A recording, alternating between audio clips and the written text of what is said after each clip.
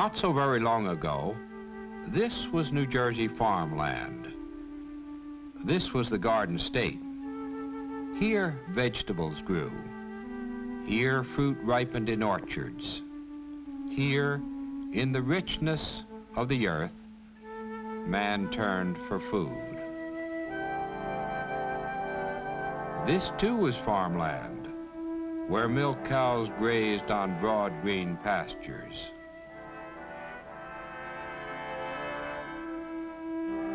And this was a fertile southern New Jersey field, where rain soaked softly into loose soil to refill water supplies. Water supplies, fields and orchards, these are threatened in New Jersey unless all of us, farmers and non-farmers alike, recognize and resist the peril.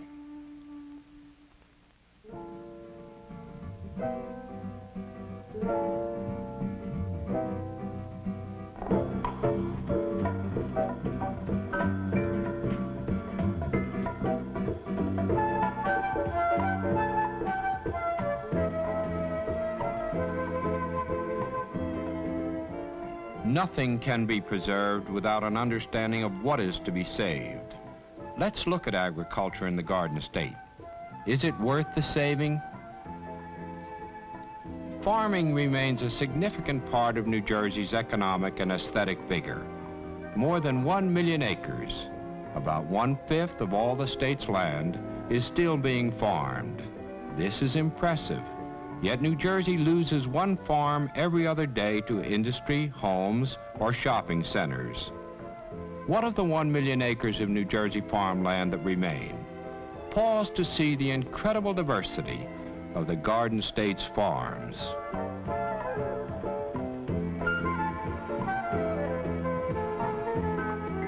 Milk cows continue to graze on green pastures in several northern and southern counties.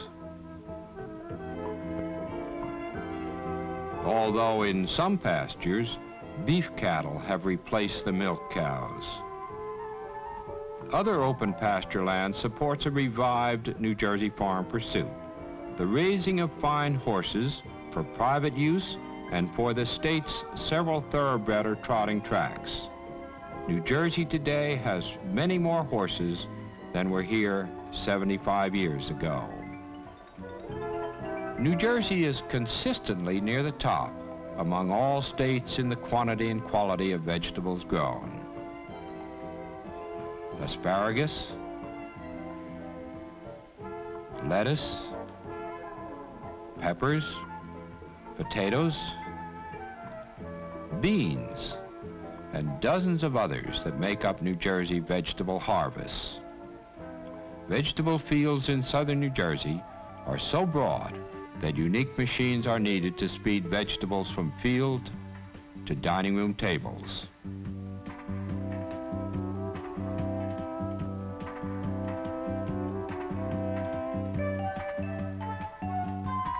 Southern New Jersey fields are famed for tomatoes. Canneries in several towns use great quantities for ketchup, chili sauce, soup, and other tomato products.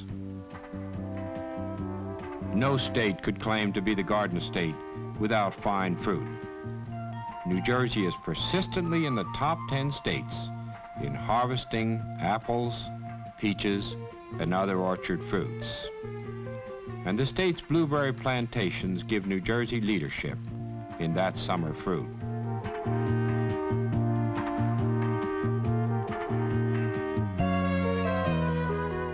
Chickens and eggs are still important parts of the state's farm production.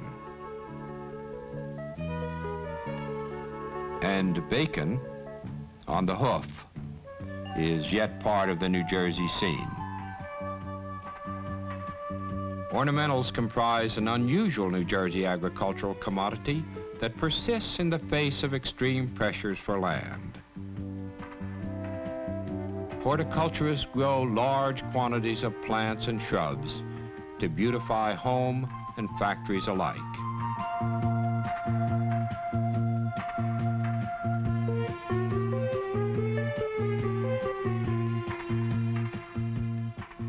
And in New Jersey, more than 30 large farms are dedicated to growing sod, instant lawns, to enhance and protect nearby properties.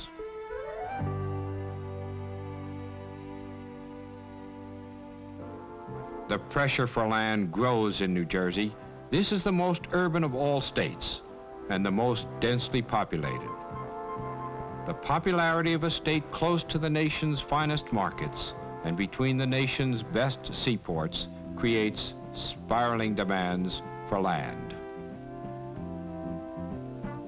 Industry ever seeks wide open land, where a manufacturing plant can be set in the midst of dozens of acres of parking lots.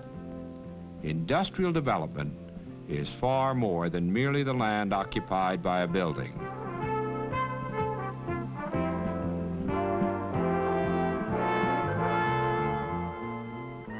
Home developers have rushed into once rural areas. Now hundreds of new housing developments are set smack in the middle of vegetable fields and dairy pastures. Towns have arisen on land that was farmed only 20 years ago. Shopping centers, industrial developments, home areas, recreational areas, all these create increasing demands for land to be used for wide superhighways and impressive entrances and exits. A single superhighway interchange can consume more than 40 acres of land, the equivalent of a small farm. It adds up to an accelerated pace that could, within 2 decades, bring to reality the horror nightmare of a state completely sunk under asphalt and concrete. Obviously, something must be done for reasons of health, for reasons of sanity, for reasons of beauty, and most important, to protect a continuing food supply. It is not something alone for New Jersey to consider. The urbanization of America merely has come to New Jersey 15 or 20 years before it reaches the rest of the nation. Whatever is done in New Jersey must be a pioneer effort. Citizens of the state must consider seriously every proposal for the preservation of valuable farm acres. This might be debated, argued, or criticized. It cannot be ignored. The necessity is to preserve about 1 million acres of New Jersey farmland by enabling tax-paying farmers to stay on their land and to protect them against the loss of high income they might realize by selling their acres quickly. A state-sponsored program to preserve lands might seem radical. Yet preservation is a common American theme. Each year, taxpayers invest in state parklands, in seashore jetties, in acquiring and maintaining historic sites,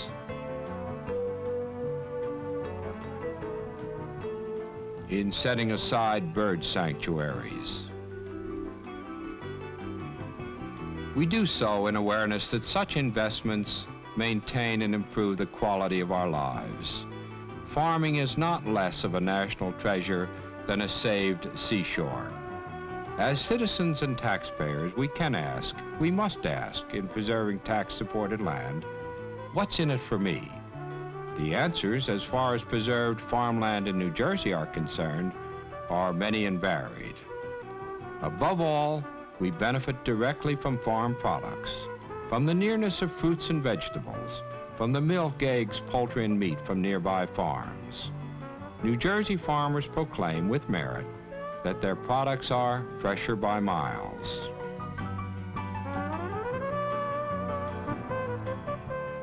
We benefit from crop-bearing fields, where water percolates slowly through the earth to replenish underground supplies.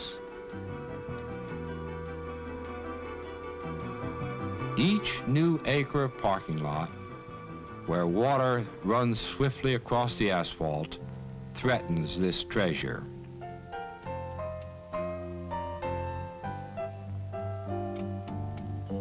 We benefit when planted fields hold soil in place, preventing wasteful and even dangerous erosion of hillsides and fields. We benefit from farm crops that aid in maintaining the quality of the air by helping to provide oxygen. 1 acre of farmland can add as much as 7 tons of oxygen to our atmosphere every year.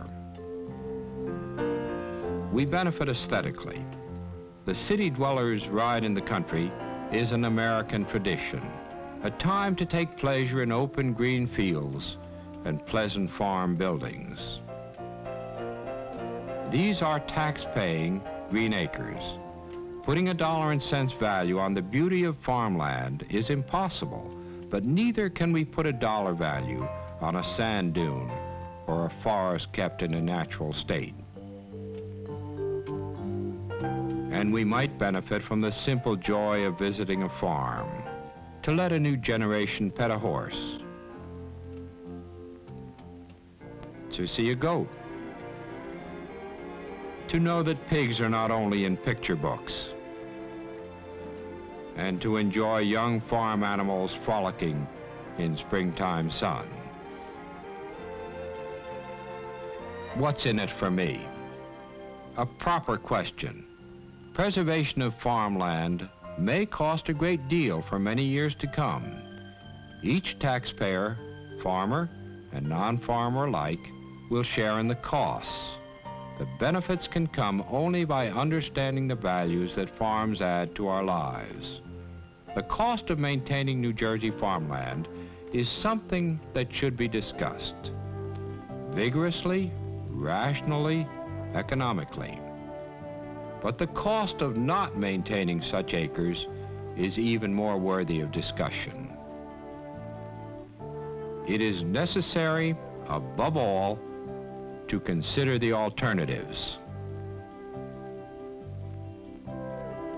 If farmland is not preserved through intelligent effort, there is no alternative to New Jersey becoming a border-to-border city, complete with industries, shopping centers, home developments, highways. All necessary, but how many can one small state support and yet hope to maintain any quality of life that is bearable?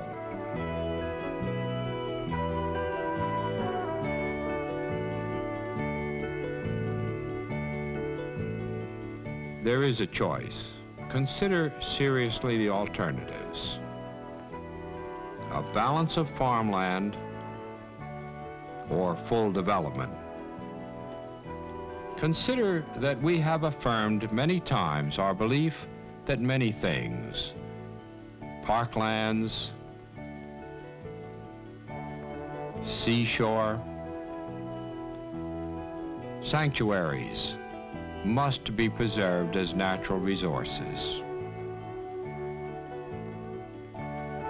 Preservation of natural resources. Those are the key words.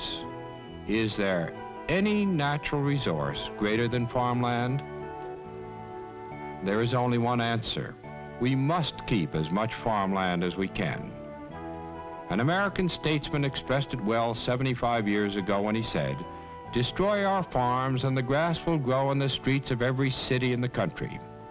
For land's sake, we must realize that agriculture keeps New Jersey green.